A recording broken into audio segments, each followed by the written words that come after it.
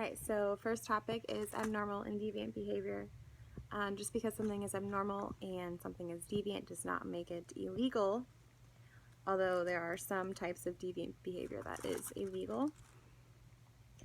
The three major theoretical factors of crime, sociological, biological, and psychological factors are the three main ones for crime. You can be predestined to be a criminal, or it can be nature versus nurture, or things of that nature. The impact of crime on people and property. The impact of people on crime, well, because of crime, is that either they can come down with PTSD because of how traumatic the event was. Also, impacts on the community, tighter neighborhoods like the neighborhood watch and such. On property, there's been millions of dollars that have been lost just in property damage. You know, larceny, theft, burglary, robberies, things like that.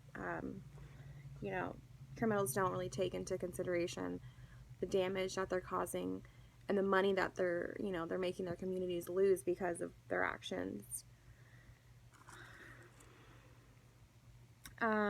What was the next topic?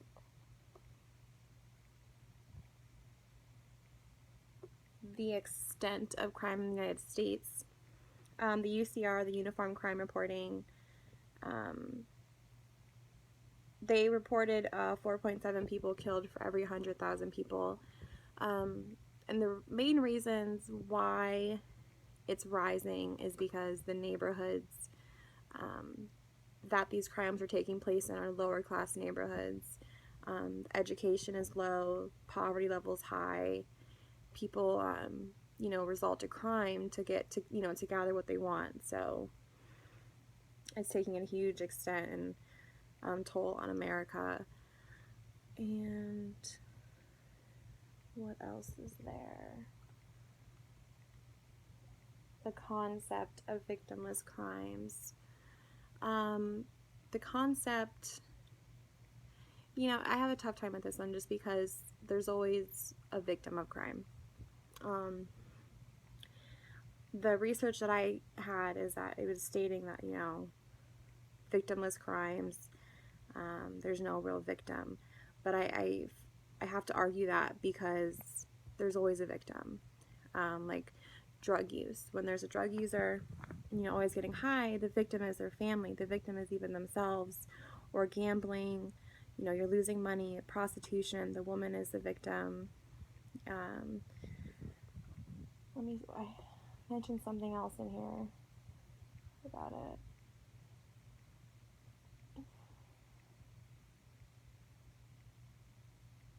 Oh, like adultery as well.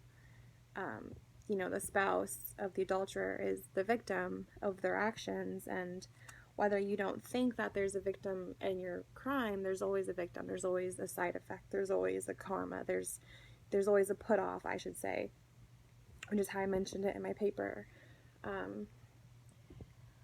So it's hard for me to say that there's no such thing as a victim in victimless crimes.